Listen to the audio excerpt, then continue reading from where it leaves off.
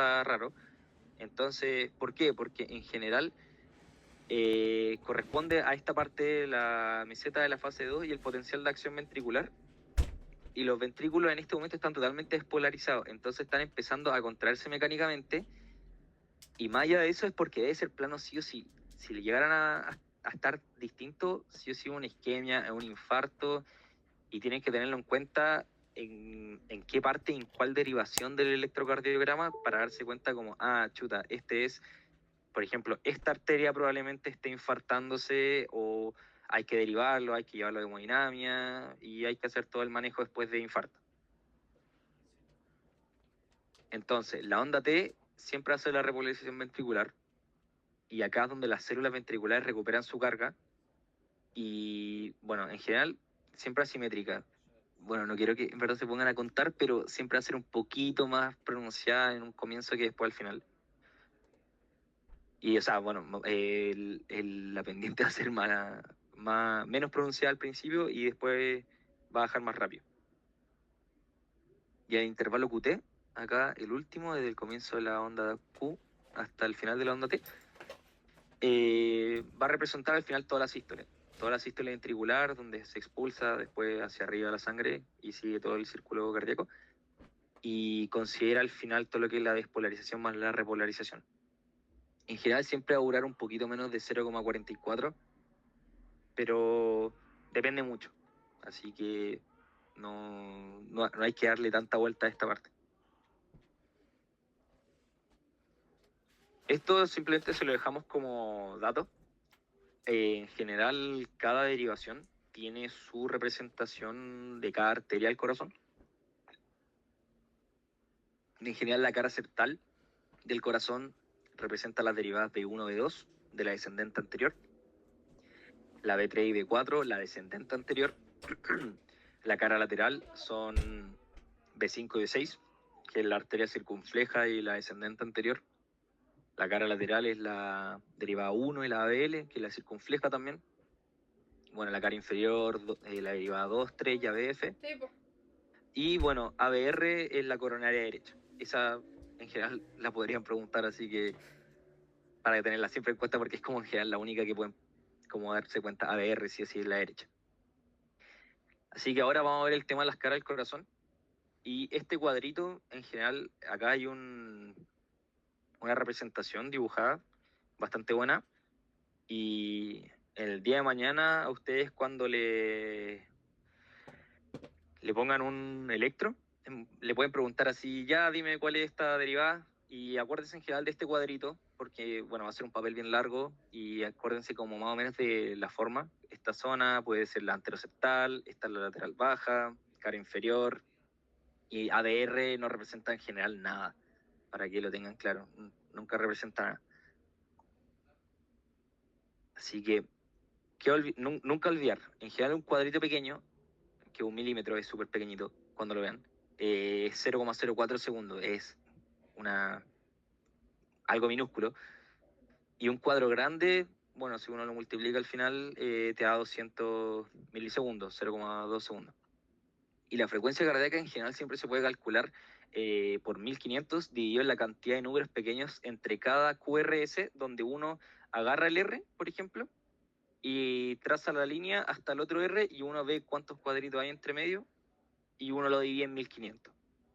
Entonces, lo más importante es que siempre cuando vayan a ver un QRS, o sea, un QRS, perdón, un electrocardiograma, es que la P siempre esté antes que el QRS o el QRS antes del P, viceversa. Para ver que un ritmo sea sinusal, el PR siempre tiene que estar a 3 a 5 cuadritos, el QRS estrecho, menos de 4 cuadritos, menos de 3 cuadritos, y el eje siempre entre 0 y 90, un eje positivo, entre la derivada 1 y ABF. ¿Alguna pregunta, chiquillos, hasta el momento? No sé si voy muy rápido o tienen alguna duda. Ya, perfecto.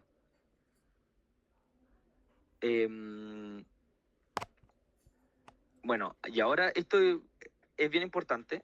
Hay que tomárselo con calma. Yo igual les voy a mandar ejercicios sobre esto para tomarlo en cuenta.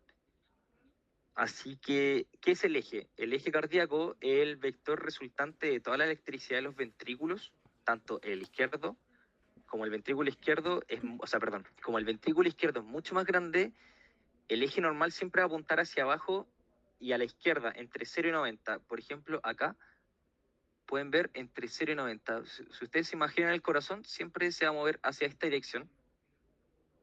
¿Y cuál es la forma más rápida de calcular este eje? Es primero mirar la derivada 1, y si es que el QRS es positivo, donde predomina la onda R, siempre el eje va a mirar hacia la izquierda, o sea, hacia acá. Si es que el QRS llegara a ser negativo, el eje va a ir hacia la derecha, hacia el otro lado. Y en el segundo paso es que uno tiene que mirar ABF, o sea, hacia abajo, y ustedes tienen que fijarse si es que el QRS es positivo, y si es que el eje va hacia abajo, o si el QRS es negativo y el eje va hacia arriba, es que está desviado. Esta tablita lo resume bastante bien respecto a la derivada 1 y el ABF. Entonces, lo más rápido es que ustedes se fijen nomás en la derivada 1 y en la ABF. Si las dos están positivas, ya este eje está normal. Si llegara a estar distinto, podría haber una desviación a la izquierda, o en el caso de que el D1 esté negativo y el ABF positivo, la desviación es hacia la derecha. Y si es que llegara realmente, que es muy raro, la derivada 1 y la ABF que estén negativos, es que ya una dirección extrema, pero en verdad es muy poco probable. Entonces, yo en general, ¿qué es lo que hago? Es ocupar el método del ISO bifásico. Y aquí, en general, vemos como realmente hacia dónde está apuntando el corazón. ¿Y qué es lo que hay que hacer? Ustedes tienen que ver en general las primeras 6 derivadas, o sea, 1, 2, 3, ABR, ABL y ABF. Y ahí tienen que buscar cuál es la más isobifásica, donde la onda R y la S más o menos miden lo mismo, o el complejo más pequeño. Cualquiera de las dos, por si acaso, porque a veces puede pasar de que están más o menos todas muy parecidas, pero si ustedes cuentan los cuadritos entre la R y la S, ven más o menos un diferencial, el que sea el menor, ese va a ser el más isodifásico. Y ahí ustedes lo que tienen que ver es que la perpendicular, o sea, esta derivada, apunta hacia un lado o al otro. No sé si se me entendió, pero ahí lo vamos a practicar. Entonces, aquí lo voy a explicar por mientras, pero después le voy a mandar un par de ejercicios para que lo practiquemos. Nosotros vamos a buscar primero el más isobifásico, y bueno, acá se pueden dar cuenta que el D1 en realidad, el QRS está totalmente positivo, el D2 está, bueno, en verdad bastante positivo también, y el 3 también, el ABR muy negativo, y el ABF también, pero se van a dar cuenta que el ABL está un poco más isobifásico que los demás porque, claro, muy negativo, muy positivo, como que esa diferencia no es tanta como esta. Entonces, ¿qué es lo que ustedes van a hacer? Ustedes van a ver que ABL es lo más normal. Entonces ustedes van a ver que este eje, no sé si de mi manito, el ABL, ustedes van a trazar esta línea.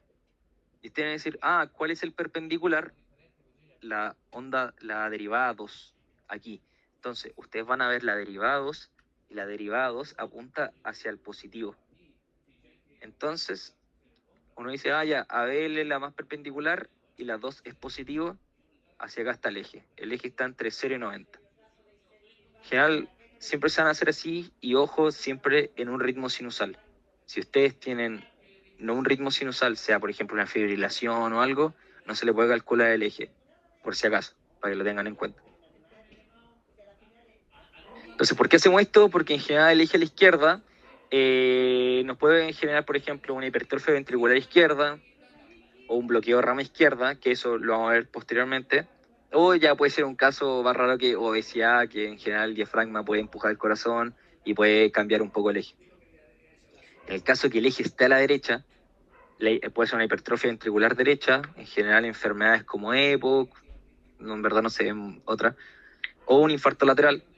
Y como no hay electricidad porque se mueren las células, el eje como que se va a esa parte y se carga hacia otro lado, en este caso la derecha. En personas muy delgadas, al contrario de la obesidad, podría pasar, pero también son casos muy poco probables, pero siempre hay que tenerlo en cuenta el día de mañana.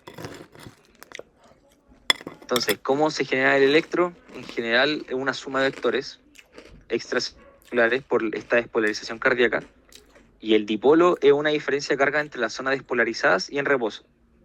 Y esto genera un vector eléctrico. ¿Cómo lo tienen que interpretar? En general, un vector hacia el electrodo positivo, por ejemplo acá, va a ser una deflexión positiva, mientras que hacia el lado opuesto va a ser una negativa. ¿Y qué es lo importante de esto? Es que en general el electrón mide la dirección de la actividad eléctrica, nunca la contracción. Siempre eso, como el electrón mide la dirección de la actividad eléctrica. Y esto nos permite en general siempre entender el eje cardíaco y la morfología.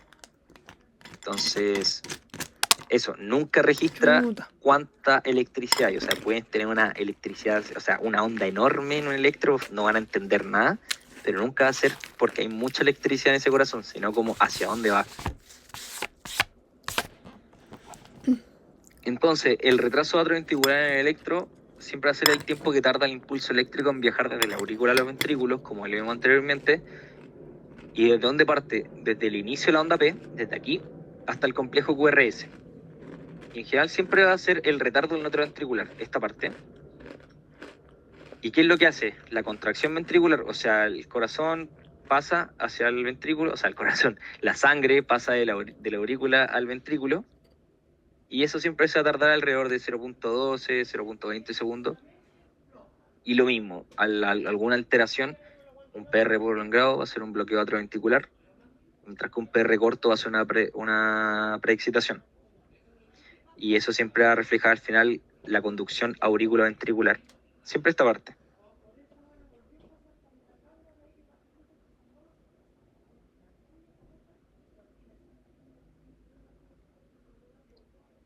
¿Aló? ¿Se me escucha? Sí, se te escucha. Bueno, se había cortado los audífonos. Dale, ahora está bien.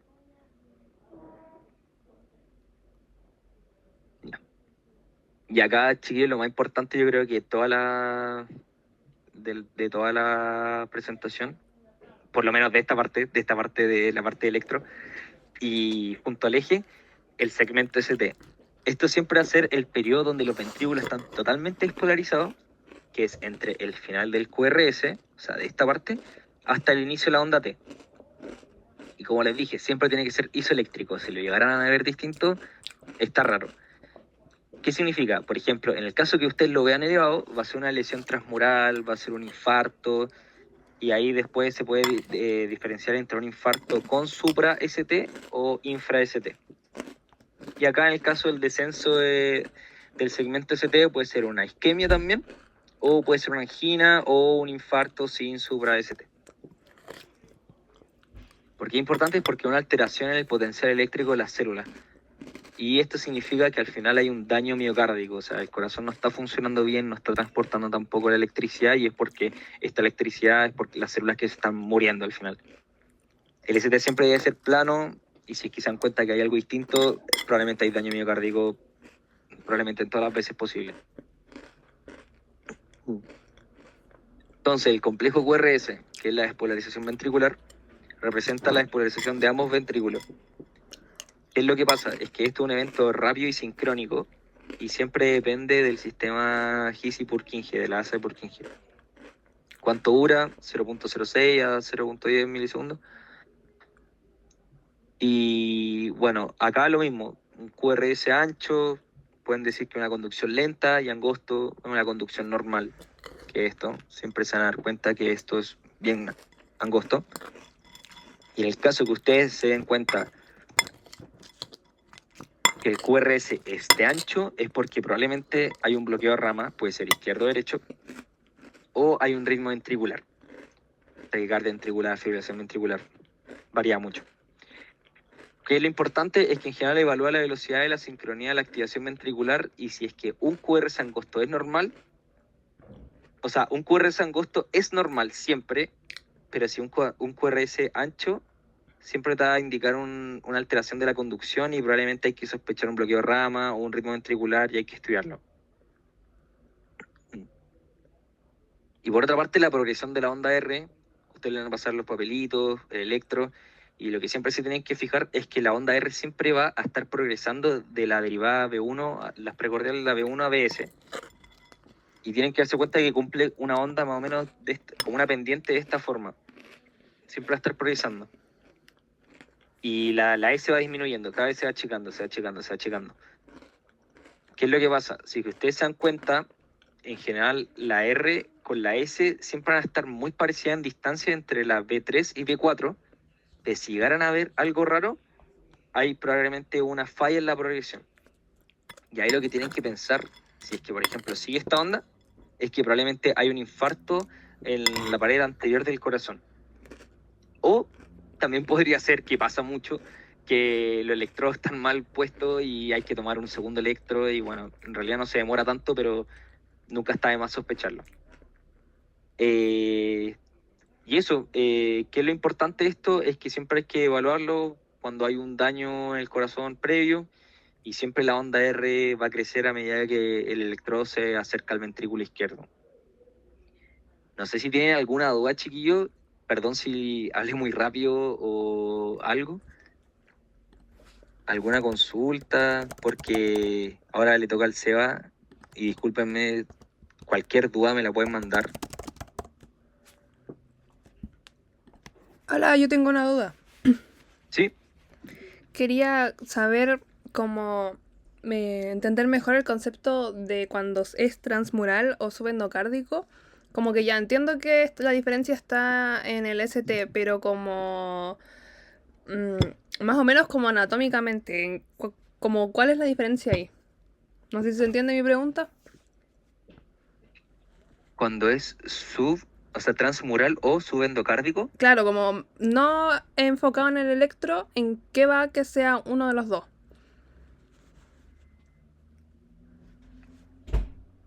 O me pillaste, espera. Da un minuto. Ya. No, tranquila, yo te apoyo ahí. Lo que pasa particularmente es que cuando tenemos un daño endocárdico y un daño transmural, habla como de la zona isquémica del corazón, es decir, como de tanta la amplitud que está muerta del corazón, por así decirlo coloquialmente. ¿Qué quiero decir con esto? Cuando nosotros tenemos subendocárdico, vamos a decir que el daño isquémico solamente está en la parte más interna del corazón. Recuerden que a nivel como histología, al estar el ventrículo, donde tenemos contacto con la sangre, eso se llama endocardio. Después está el miocardio y después está el epicardio y después el pericardio. Entonces, cuando tenemos a nivel de una subendocárdica, ¿qué es lo que se daña? Entre la capa entre el endocardio y el miocardio, que es cercano al subendocardio. Eso se pone isquémico, se muere, por así decirlo. ¿Y eso qué quiere decir? Que nosotros tenemos, para la abundancia, una muerte, pero sin comprometer todo el espesor del miocardio ventricular. No sé si se me Sí, entiende un poco mejor. sí, pero eso puede ir, por ejemplo, en el tiempo de la lesión, cuánto abarque, si es como todo o solo una parte del corazón. Efectivamente. Ah, ya.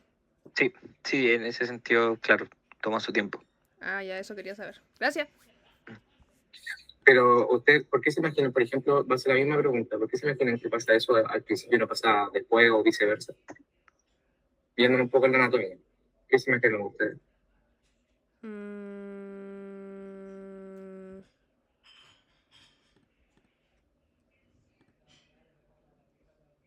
No sé si alguien se lo puede. Es un poco como combinación de fisiología con anatomía y creo que... Pero quiero que entiendan que, recuerden que el corazón no es como que se oxigena con la sangre que llega al ventrículo. Recuerden que nosotros tenemos unas arterias coronarias. Esas arterias coronarias están en el principio del arco aórtico, saliendo, o sea, perdón, no del arco aórtico, sino saliendo del árbol aórtica, así iniciando el arco ascendente, tenemos estos pequeños agujeros que no, después salen a las arterias coronarias. ¿Qué quiero decir con esto? Porque les preguntaba como anatomía, es porque un poco histología y también fisiología, porque recuerden que es por un poco como a nivel de proximal y distal. ¿Qué quiero decir con esto? Que o sea, la sangre, como que se oxigena el corazón, va, por así decirlo, desde esta salida del arco aórtico, sale por estos hoyitos que les digo alrededor de las válvulas, o sea, saliendo del arco, y se va perfundiendo. Entonces, lo último que se falta en perfundir, lo último, es cercano al endocardio. Entonces, ¿qué es lo que queda primero sin sangre? Esa parte del endocardio, y ahí va como haciendo la muerte para atrás. No sé si se explica mejor. Sí, ahí dijo que sí. Ya, buenísimo. Buenísimo. No, muchas gracias, Seba. Chiquillo, ¿alguna pregunta con electro? Igual yo les voy a mandar después un par de preguntas con electros para que calculen el eje, que me digan si es sinusal, que calculen el ritmo. Por ejemplo, por ahí alguna que otra, por ejemplo, preguntarles dónde está haciendo el infarto. Van a ser bastante notorias, entonces, para practicar nomás, cualquier cosa igual me pueden preguntar por WhatsApp y todo, las preguntas las vamos a resolver por el grupo con el Seba. Pero igual cualquier duda ahora, si es que quieren, pregunten nomás, no hay ningún problema.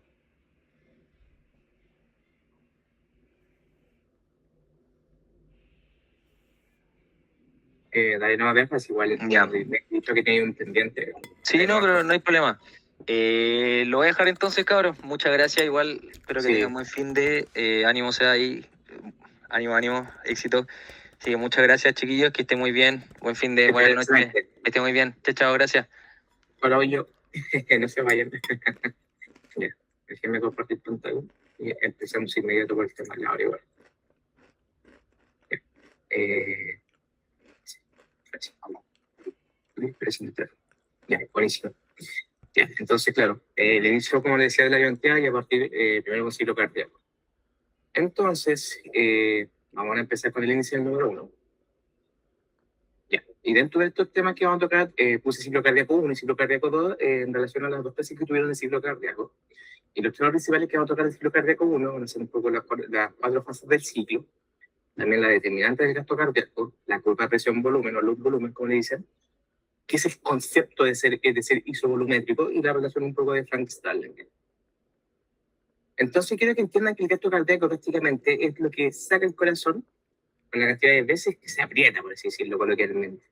Por ejemplo, si llega cercano a 80 ml por cada inyección, se multiplica por la cantidad de frecuencia cardíaca, se da 80 ml por 60. Eso va a dar, obviamente, un volumen de inyección, litros por minuto. Eso se conoce como gasto cardíaco. Coloquialmente, claro, como aquí les puse el concepto, el volumen sistólico es la diferencia entre el volumen telediastólico, que es el telediastólico, es el final de la diástole, final de la diástole ventricular, y el volumen telesistólico, que es el tele, es el final. Recuerden eso, telesistólico final. Y esto es importante, ya que todo esto lo que hacemos dentro del gasto cardíaco nos ayuda a ver la eficiencia del corazón, que comúnmente está entre el 55 y el 60%. ¿Qué quiere decir esto? ¿Por qué este porcentaje? Recuerden que el corazón llega a un cercano a 120 ml en cada ciclo. Solamente esto no se vale los 120, siempre hay un volumen telediastólico, entonces sale como entre 60 y 80 y queda un remanente a nivel del ventrículo. Esto es un glosario un poco de los conceptos que vamos a ver en el medio del gasto cardíaco. Tenemos el inotropismo. ¿A qué le suena el inotropismo? Esto es la fuerza del corazón.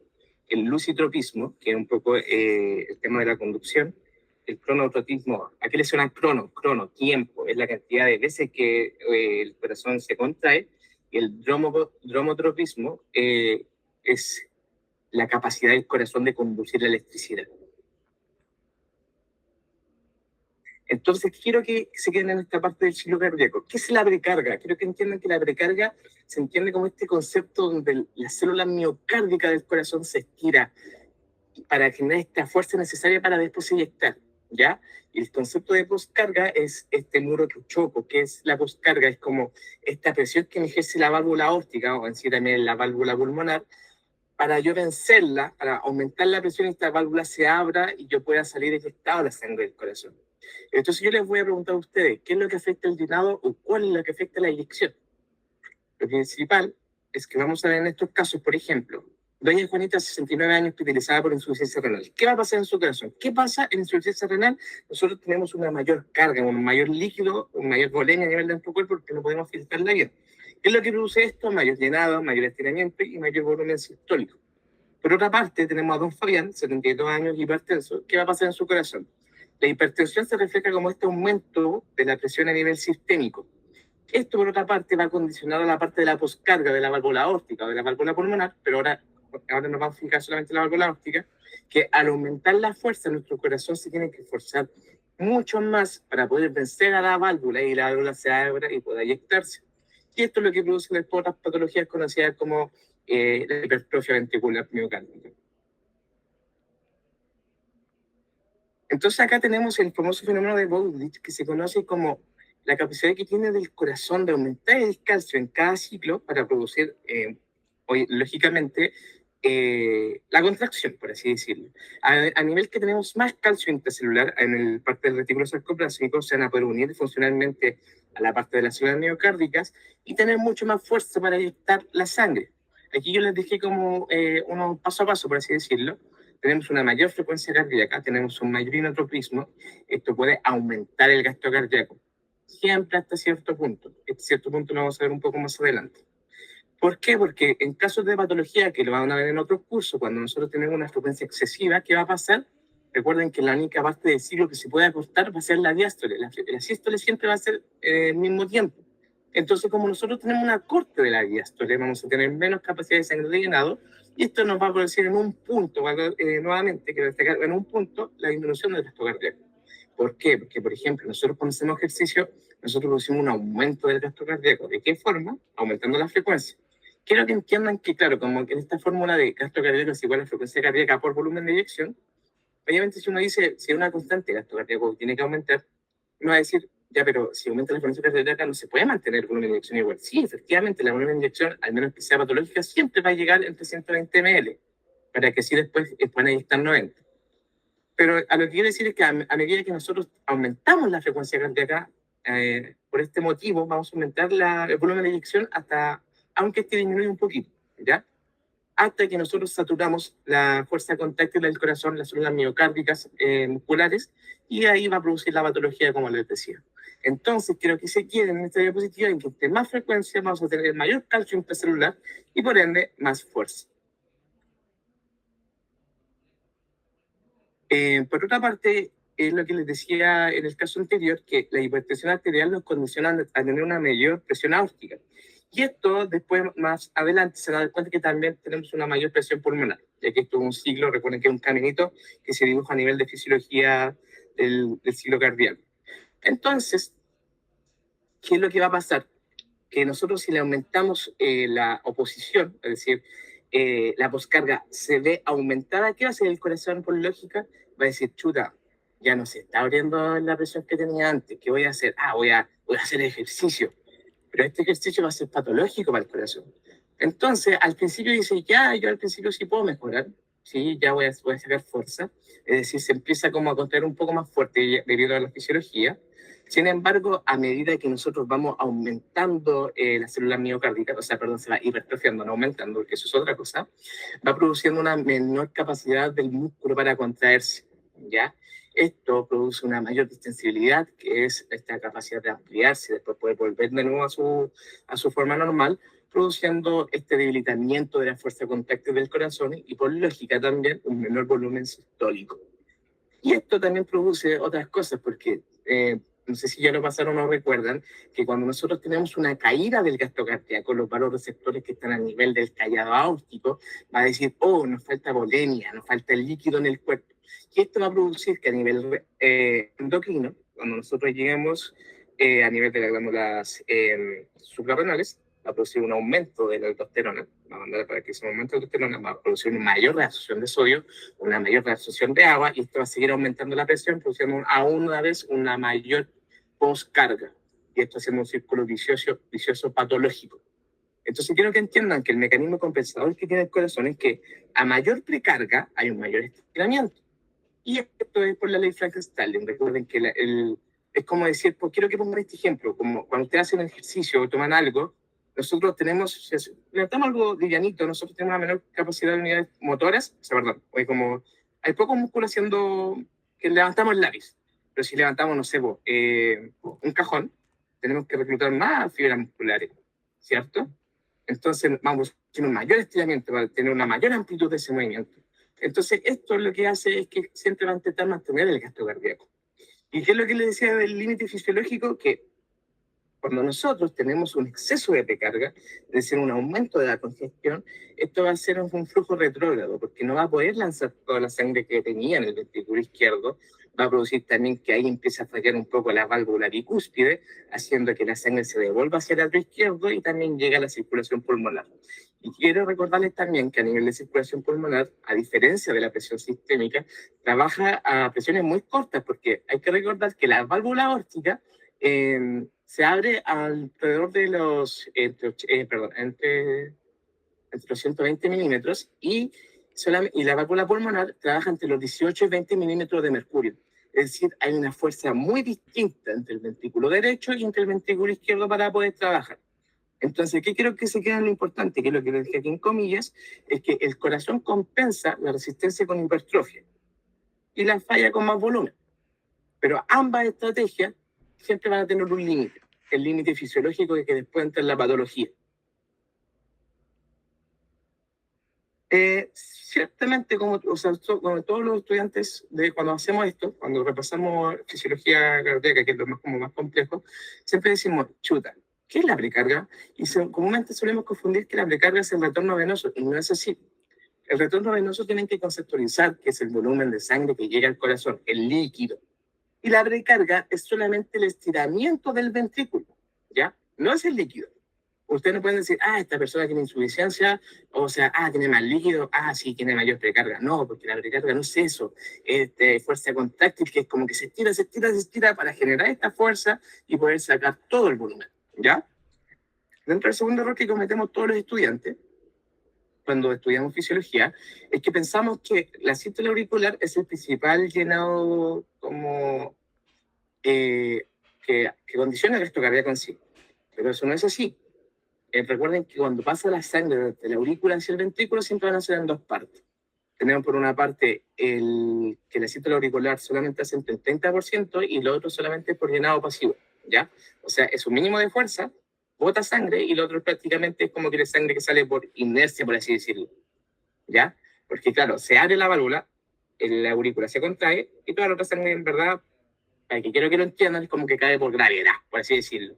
Aquí se ven como un poco aterrizando la idea. Entonces quiero que entiendan que, por ejemplo, ¿por qué la sístole auricular es importante? Ya que hay ciertas patologías o cuando nosotros fisiológicamente envejecemos, tenemos una pérdida de esta parte del corazón. Quizá no nos responde o quizá este músculo también nos crece, porque recuerden que igual nos puede crecer el músculo a nivel como de arriba del corazón. Entonces tenemos una disminución de este impulso. La aurícula no nos va a pescar tanto, va aún así disminuir el llenado ventricular y también va a disminuir el gasto cardíaco.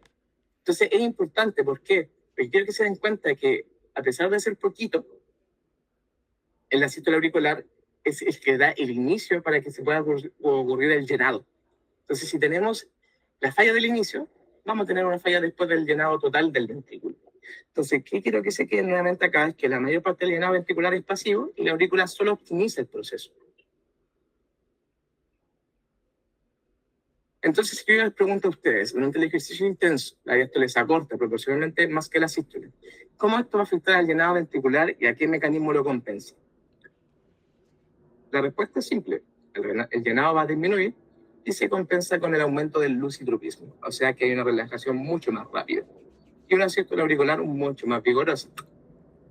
Si yo les pregunto, si me meto un fármaco que bloquea los canales de calcio tipo L, ¿qué ocurre con el volumen sistólico y el volumen telesistólico? La respuesta va a ser que al bajar el inotropismo, es decir, que baja la fuerza contráctil, va a bajar el volumen sistólico y va a aumentar el volumen telesistólico.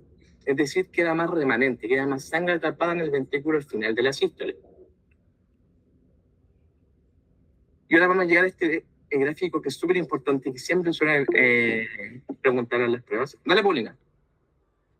Dale nomás. Sí, es que tengo una duda con, por ejemplo, con la precarga. ¿Cómo habrá como un tipo de examen que solamente me mida la precarga? Porque, por ejemplo, estoy tratando de como de conectar la información y tal vez se podría ver como en los cambios de las presiones en las venas yugulares, tipo en la onda A, estaría como más arriba.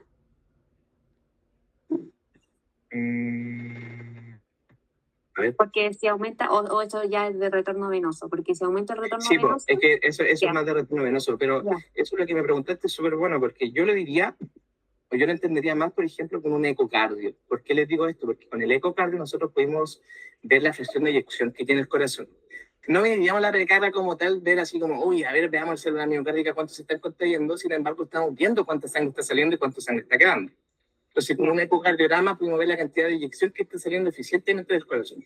Pero eso de que tú me dices que, claro, o sea, si tenemos, por ejemplo, una infiltración yugular, yo lo relacionaría más a, tenemos más estancamiento venoso y de decir que algo está pasando. Es como nuevamente lo mismo, no le podemos decir como tal que está pasando con el contráctil.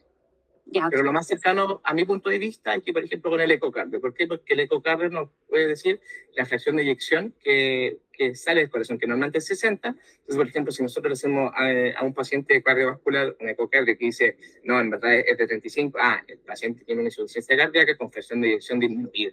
No sé si me explico. o sea que la precarga se mediría con la fracción de eyección. Yo creo que más que medirla con eso, se puede relacionar. Porque, como te digo, es difícil medir la precarga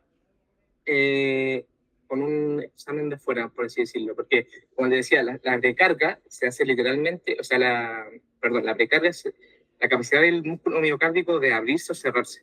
O sea, a mí, en mi conocimiento, desconozco que haya un examen que mida la unidad contráctil del corazón, pero sí lo podemos sospechar con otros exámenes. No sé si me entiendes. Sí, ya.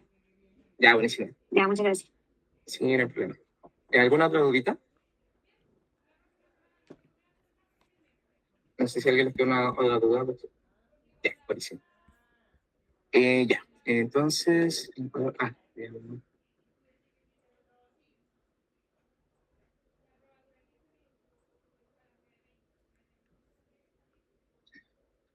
perdón, un poco para complementar, Pauli, es que también es que, si te das cuenta, en el ejecución ventricular también nos puede decir que tenemos una mayor postcarga, y esto dice que hay problema con las postcargas, por eso está produciendo una insuficiencia venosa.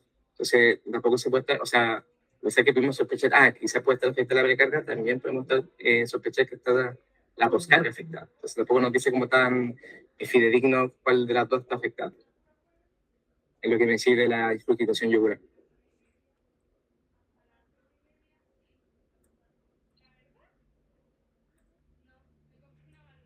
Ya, ahora vamos a pasar a la densidad de presión volumen. Esto es súper importante ya que suelen preguntarlo en las pruebas, también en el DLT.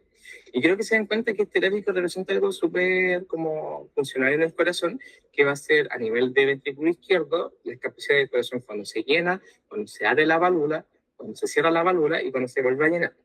Creo que aquí se los dejé como pasos para que ustedes lo puedan repasar y así se le haga mucho más fácil. Pero quiero que se den cuenta a nivel, perdón, que aquí tengo el mouse, siento. Quiero que se den cuenta, siempre, chiquillos en un gráfico, chiquillos en un gráfico, lean siempre el eje X y el eje Y. ¿Qué dice el eje X? El volumen del ventrículo, ya, eso nos dice algo. ¿Qué dice el eje Y? Presión del ventrículo izquierdo, ya, también nos dice algo. Quiero que se den cuenta que cuando aquí tenemos de la A a la C, ¿qué se está produciendo acá de la A a la C? Del final de la sístole al final de la diástole. Si se dan cuenta, sin saber, por ejemplo, fisiología cardiovascular, uno dice, algo está haciendo, está aumentando los volúmenes en el volumen de sangre. ¿Qué puede estar pasando? Perfecto. Aquí se está llenando el corazón. ¿Ya? En esta parte del gráfico, de la A a la C, se está produciendo un llenado del corazón.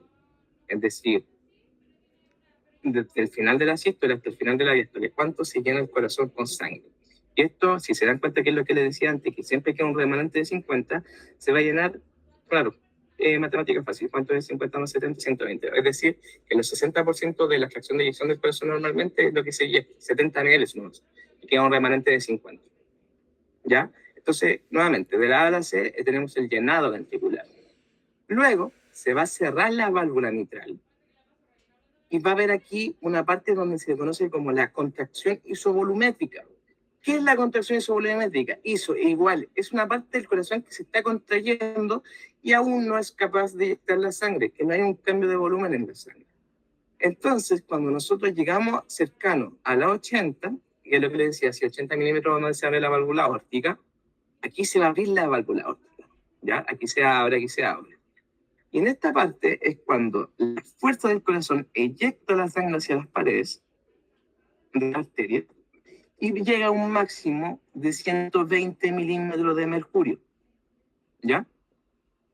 Y aquí es cuando tenemos una salida pasiva del corazón, ya en la última parte, y cuando hay una diferencia de presión a nivel del arco aórtico, a diferencia con el ventrículo izquierdo, que es alrededor de los 100 milímetros de mercurio, la válvula aórtica se vuelve a cerrar, ¿ya? Entonces, aquí ¿qué viene en esta parte? Entonces, lo mismo que yo les decía antes, aquí se mantiene algo, que esto es la presión. O sea, aquí baja algo, perdón. Aquí baja algo y se mantiene los ml. Entonces aquí, cuando se cierra la válvula, quedan 50 ml de sangre. Y aquí solamente cambia la presión.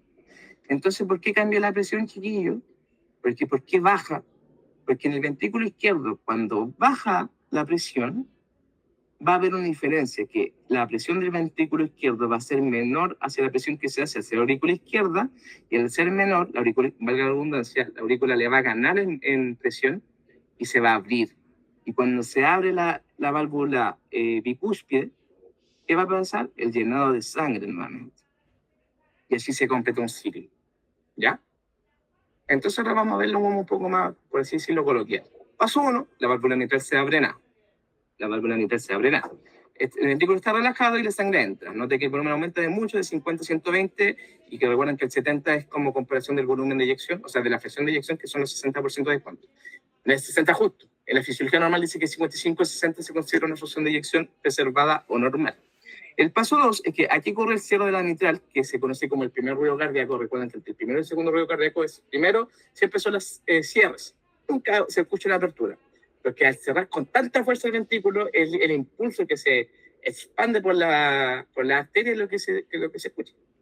Ya, entonces, primer ruido es válvula auriculoventriculares, o sea, es decir, válvula de la cierre mitral, primer ruido. Entonces el volumen está aquí, en 120 ml, que es la precarga, que es igual al volumen telediastólico, que es el volumen diastólico final, porque se lo pueden decir de las dos maneras. Entonces, paso 3, el ventrículo se aprieta, pero la válvula aórtica sigue cerrada. ¿Qué es lo que tenemos aquí? La contracción isovolumétrica. Aquí tenemos la relajación isovolumétrica y aquí tenemos la contracción isovolumétrica. Entonces, la aórtica sigue cerrada, la presión sube verticalmente. ¿Por qué isovolumétrica? Porque las dos válvulas están cerradas y el volumen no cambia. Paso 4, es el momento en que la presión del ventrículo supera la de la aorta, pues carga y la válvula se abre. Paso 5, la sangre sale, el volumen cae y la presión más alta de la presión es la presión sistólica. Paso 6, la presión cae verticalmente y la válvula aórtica se cerró.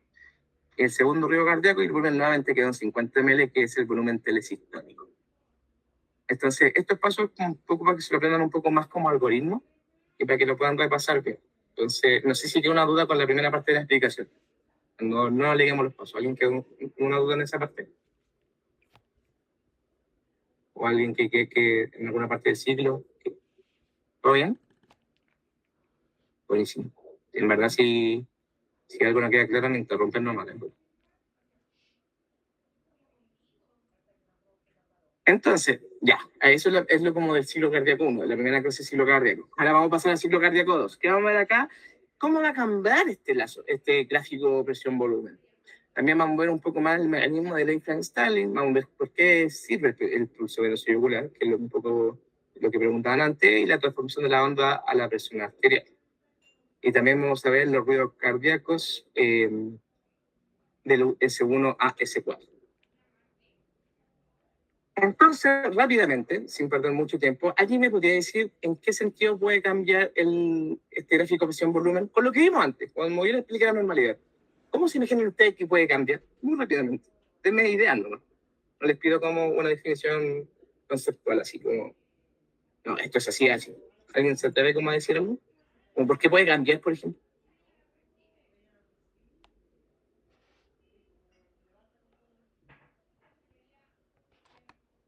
¿Puede ser por las estructuras del mismo corazón? Ah, buenísima, buenísima. ¿Alguien más?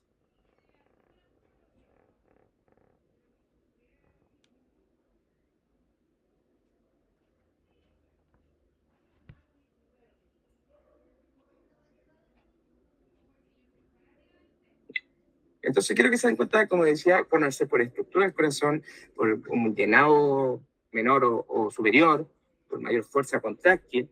Entonces, siempre recuerden, como les decía, eje X, volumen, eje Y, presión. Cuando nosotros vamos a tener cambios, que el gráfico se expande hacia la derecha, que se expanda hacia arriba, que se puede expandir hacia la izquierda o puede disminuir.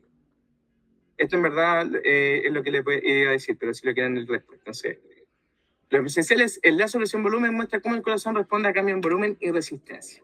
Aquí lo vamos a ver con ejemplos.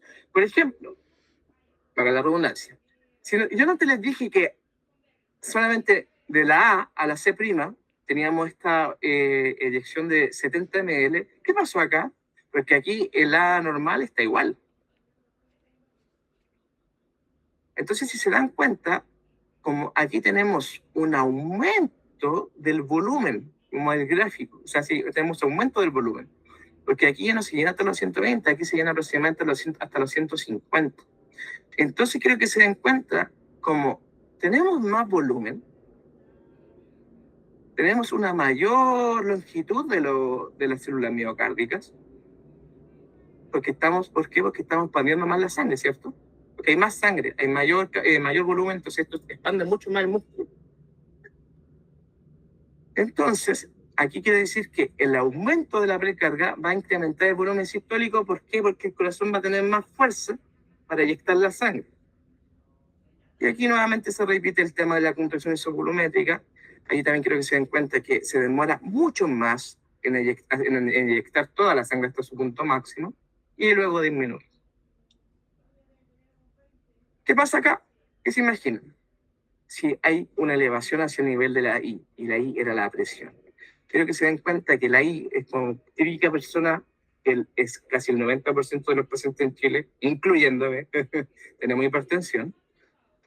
Aquí hay un aumento de la poscarga, y esto también cambia muy fuerte el gráfico. ¿Por qué?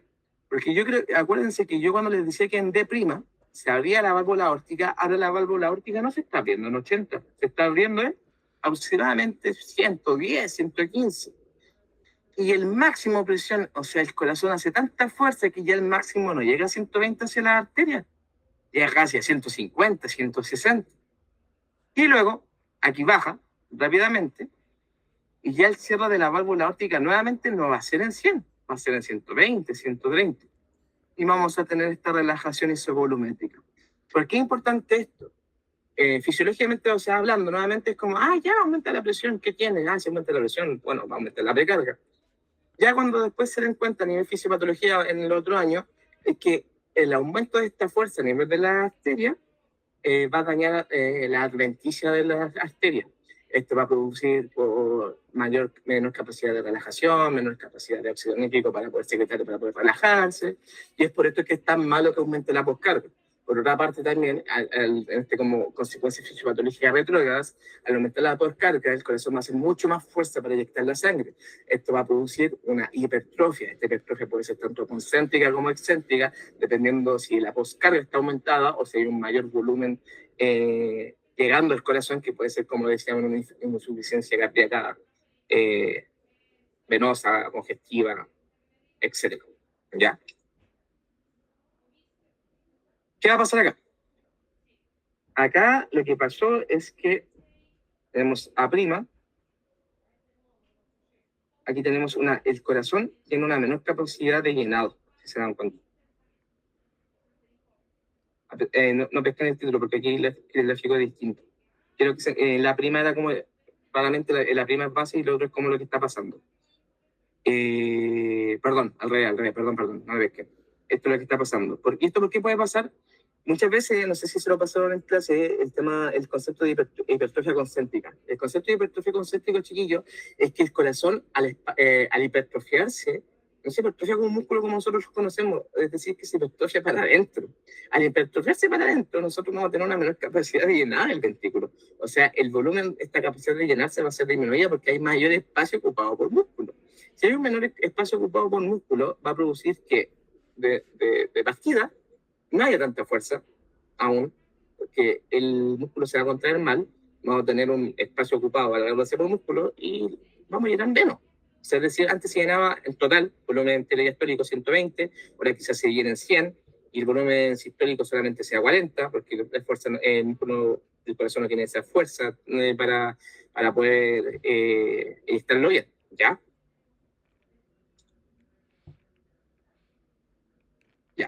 Y por otra parte, también repasando, también tenemos la hipertrofia excéntrica, que es cuando el músculo sí se hipertrofia para afuera.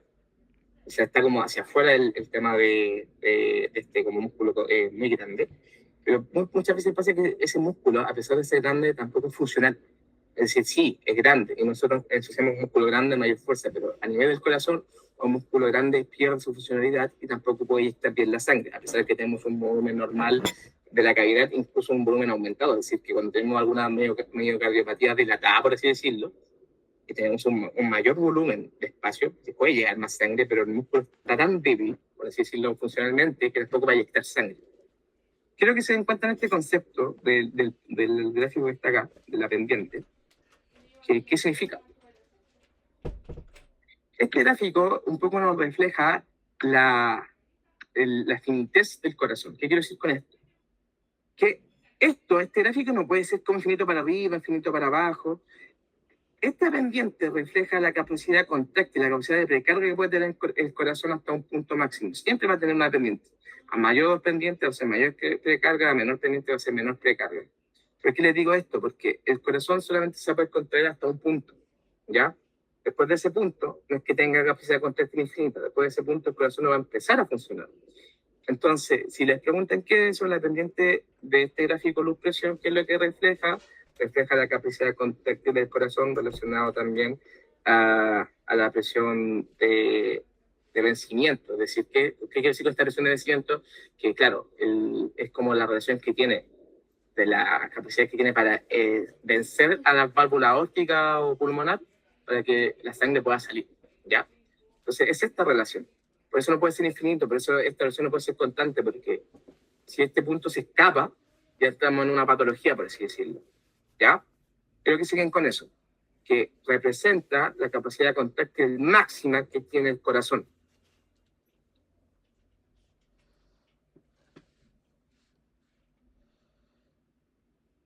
Y aquí es lo que les decía un poco nuevamente de la ley de Frank-Starling, que a nivel de los sarcómeros, a nivel del ventrículo, representamos que a mayor longitud, a mayor tensión del sarcómero, es mayor capacidad de poder eyectar la sangre. Quiero que se imaginen, no sé si se acuerdan de física, cuando nosotros teníamos como un gancho, que poníamos una pesa y está como que se estiraba. Y después nosotros, por ejemplo, como el elástico se estiraba tanto, que después nosotros sacábamos el peso de abajo y como que la cuerdita como que volvía súper rápido arriba, así como súper fuerte, súper veloz. Ya, creo que tienen como el mismo concepto, que a medida que nosotros estiramos este elástico, cuando soltamos esta capacidad, vuelve muy fuerte. Entonces, a mayor capacidad como de estiramiento de la longitud de los sarcómeros de la célula miocárdica, va a producir una mayor fuerza de contracción. Entonces, a mayor precarga, mayor volumen sistólico, ¿ya? Cuando nosotros hacemos ejercicio hay un mayor retorno venoso. ¿Por qué? ¿Por qué hay mayor retorno venoso? Porque recuerden que para que la sangre vuelva al corazón, en gran parte tiene la pega a los músculos. Apretando los músculos de la pierna por gravedad, nosotros tenemos un aumento del retorno venoso que llega mayor sangre hacia la aurícula derecha, y esto produce, después de hacer todo el ciclo, que produzca mayor sangre hacia la aurícula izquierda y mayor sangre hacia el ventrículo izquierdo. Y esto produce una mayor capacidad de gasto cardíaco, de poder tener el cuerpo, ¿ya? Por eso dice acá, a mayor ejercicio, mayor retorno venoso y mayor gasto cardíaco. Entonces, ¿qué quiero que se den con este diapo? Es que a más llenado va a mejorar la contracción, pero solo hasta un punto nuevamente. ¿Por qué? Porque vamos a saturar a nivel de los sarcómeros. Y esto nuevamente es un poco como se estira aquí la longitud. Que a medida que tenemos mayor volumen, vamos a tener mayor capacidad contráctil. Y aquí un poco el gráfico representa la diferencia entre las células musculoesqueléticas, como los músculos que ocupamos diariamente, y también el ciclo cardíaco de la célula del corazón. Tenemos aquí cuando nosotros ocupamos la fuerza como con una función, aquí cuando nos hacemos una fuerza activa, y aquí cuando el corazón hace como una sístole, y también cuando tenemos el relajo del corazón para que llene más sangre. Y antes de pasar, quiero que se den cuenta de esto. Lo que pasa es que, porque yo les digo que el corazón tiene un límite. Quiero que entiendan que nosotros tenemos una capacidad funcional del corazón a través de varias cosas, a través de los receptores, o sea, cuando digo receptores de calcio, quiere decir como todo esto entre la troponina, la miosina, y también la capacidad de botar calcio del nivel de la bomba cerca, que es un poco lo que vieron con Benjamín. Quiero que entiendan que siempre va a haber este ciclo del calcio, va a aumentar el calcio, va a entrar al retículo sarcoplásmico, se va a liberar, después se va a escapar a nivel celular, va a volver a entrar en la bomba cerca para volver a botar el retículo sarcoplásmico. Siempre hay calcio dando vuelta. Pero sí lo que no pasa es que cuando nosotros tenemos una mayor como capacidad de frecuencia cardíaca, que necesitamos que el corazón tenga que estar más rápido, es que se saturen todas las capacidades transportadoras del calcio. ¿Qué quiero decir con esto? Claro, que ya el músculo no puede aceptar más calcio, por lógica, porque ya está como todo ocupado, y no va a dar más de lo que ya está dando, valga la redundancia, ¿ya? Es decir, que el corazón ya tiene su límite con el calcio que tenemos en el corazón, a pesar de que puede estar dando vueltas, va a haber una disminución también de salida del nuevo calcio. Entonces, a pesar de que nosotros estemos con el mismo calcio o más calcio dando vueltas, el corazón no va a poder responder porque ya está como saturado, por así decirlo, ¿ya? Coloquialmente quiero que entiendas que, claro, que como que ya hay tanta frecuencia cardíaca que ya tenéis como todos los puestos ocupados y ya llegaste a tu límite, ¿ya? Eso quiero que entiendan como el límite fisiológico. Y quiero que entiendan cuando empieza la patología, porque cuando ya llegaste a tu límite y aún le sigues dando como, por ejemplo, mayor estrés fisiológico, van a producir patologías como esta hipertrofia, como esta insuficiencia, entre otras cosas, ¿ya? Ahora vamos a llegar un poco al pulso venoso yugular. El pulso venoso yugular tiene altos conceptos que en verdad es un poco, no quiero decir de memoria, pero es como, esta diapositiva se le dice ahí como para que puedan estudiar. Pero que quiero que se den cuenta que toda la parte del pulso venoso yugular, ¿qué es lo que nos dice? Cómo está el corazón derecho, cómo está llegando sangre hacia la aurícula derecha, cómo está llegando sangre hacia el ventrículo derecho. Es decir, que cualquier anomalía que tengamos a nivel del pulso venoso yugular nos va a decir que algo está pasando en el corazón derecho. Por ejemplo, ¿qué pasa si tenemos, por ejemplo, un aumento del pulso venoso A? Va a decir, está llegando un mayor retorno venoso. ¿Qué pasa si tenemos una ausencia? Hay una fibrilación auricular. Recuerden que el concepto como de fibrilación auricular es que es como que la aurícula no está pescando y está como loca y no puede contraerse bien. Entonces, claro, ¿qué estamos pesquisando si la aurícula no está pudiendo contraer y no está haciendo como este como pulso, por así decirlo, hacia atrás? Porque recuerden que el pulso venoso, ¿cómo se mide? Que prácticamente es como un poco la presión que se hace ¿cómo decirlo? Como esta onda que se hace hacia atrás cuando apretamos el corazón. No sé si me entienden la idea. Que es como, porque hay una ingestión yugular, el corazón cuando se contrae, aún hay mucha sangre a nivel venoso que produce que haya un aumento. Por ejemplo, a nivel de la vena yugular. Entonces, ¿qué creo que se quede? Nuevamente, pulso venoso yugular nos habla del funcionamiento del corazón derecho.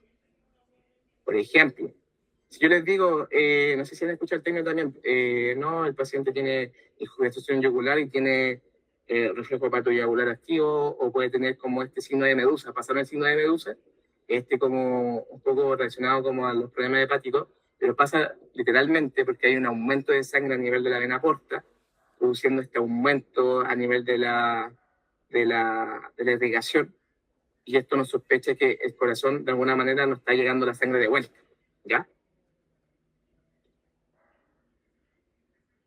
¿Qué va a pasar con esto? ¿Qué es la onda de presión arterial? ¿Qué es lo importante? Quiero que se encuentre esto vamos a entenderlo de forma súper simple. A medida que la presión, o sea, la sangre avanza por el cuerpo, nosotros vamos a tener una presión media siempre constante, pero vamos a tener una presión sistólica mayor marcada a nivel de la periferia. ¿Por qué pasa esto? Es por una física simple. Que claro, que como nosotros tenemos una mayor rigidez a nivel de la parte periférica, como por ejemplo en las arterias periféricas, esto va a producir un aumento de las vibraciones cuando la sangre pasa a través de la arteria. ¿Para qué sirve esto? Puede ser que una es para que se mantenga una presión arterial media en todo el cuerpo, que recuerden que el concepto de presión arterial media es como la presión suficiente para mantener una oxigenación funcional a nivel del organismo.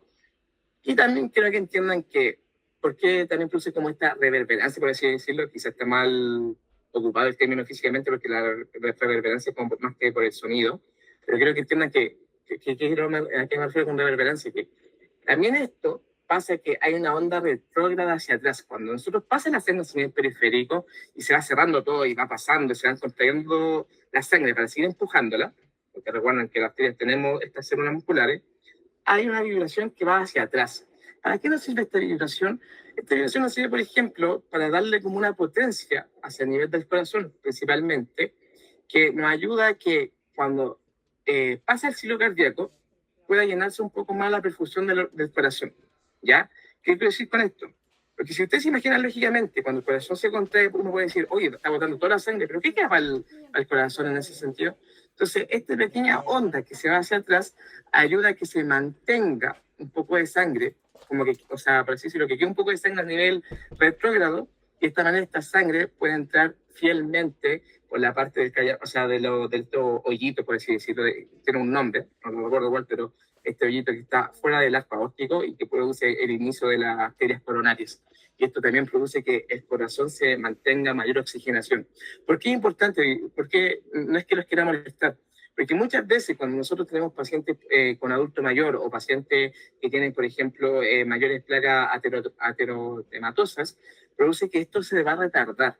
Porque comúnmente esta onda que yo les explico a ustedes, ¿qué es lo que va a producir? Que llega a nivel de diástole. Porque recuerden que la diástole es cuando se oxigena el corazón. Y en la sístole no. Y cuando llega a nivel de la sístole, produce una deficiencia, una disminución del oxígeno del corazón. ¿Ya? Si les pregunto por qué es importante la transformación de la onda de presión arterial, porque nos ayuda un poco a identificar también la relación que tiene con la oxigenación a nivel del órgano como tal. ¿Ya? Eso es lo importante.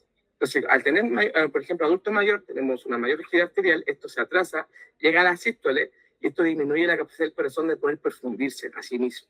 ¿Ya? Bueno, aquí están los riesgos cardíacos, principalmente creo que se identifican 4.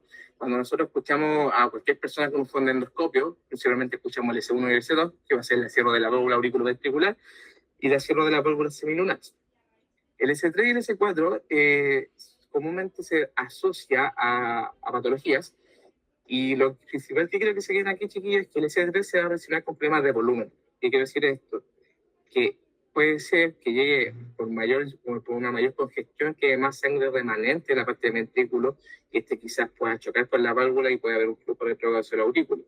Por otra parte, el S4, quiero que piensen que es un problema de rigidez, que es que tenemos un músculo hipertrofiado ahí con mucho, quizás fibrótico, que es lo que produce que cuando nosotros tenemos una contracción auricular sobre este ventrículo que está muy rígido, muy fibroso, vamos a tener una menor intensidad, o sea, este corazón no va a poder poder llenarse bien. ¿Y qué es lo que produce esto? Produce que también produzca un sonido debido a las vibraciones que se van a hacerse notar como un S4. Esto en verdad, chicos, van a darse cuenta que cuando estén con un fonendo, ya tienen un fonendo, cada vez que vean a una persona, ahí escuchan su corazoncito, pero es como el sonido que comúnmente se escucha, el tutum, tutum, tutum. Les voy a hacer una imitación muy mala de cómo se escucha un S4 o un S3. ¿Cómo se va a escuchar un S3? Se va a escuchar tum, tum, o sea, tum, tum, tum, tum, tum, tum, tum, tum, tum. Y el S4, tum, tum, tum, tum, tum, tum, tum, tum. Eso que es lo importante. ¿Por qué les digo esto? Porque cuando nosotros escuchemos en el examen cardiovascular en cualquier paciente a nivel de semiología, vamos a decir, oye, tiene un ritmo cardíaco anormal, tiene un tercer ruido, o mejor tiene un ritmo de galope. Esto va a estar asociado a que a nivel del aurículo, a nivel del ventrículo, tenemos ciertas patologías como fibrosis, o tenemos cierta patología que está llenando más sangre de alguna manera, o está quedando más sangre remanente, que produce que el corazón produzca un sonido extra, ¿ya? Y eso sería la parte de ciclo cardíaco. No sé si les queda una duda de ciclo cardíaco, antes de terminar, porque yo ya estaba diciendo.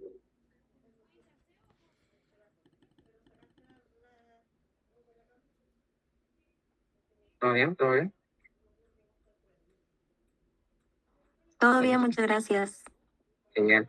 Chiquillo, ahí con el vamos a hablar, pero, o sea, igual somos un poquito. Yo no digo, obviamente, si siguen grabando, Pauli, bacán, pero quien escuche la ayudantía, no sé si necesitan otra ayudantía de otro tema que han pasado hasta ahora. No sé qué opinan ustedes, lo poquito que estamos acá.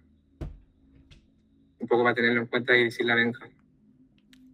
Así como, por ejemplo, quizás hacer una demostasia, una demodinamia, no sé qué opinan. ¿Ustedes creen que sea necesaria otra? Porque lo otro que teníamos pensado con Benja es ya hacer puras presolemnes y de aquí a la fecha de la prueba hacer muchas preguntas de esto, hacer muchas preguntas de demostracia, muchas preguntas de hemodinamia. No sé qué opinan.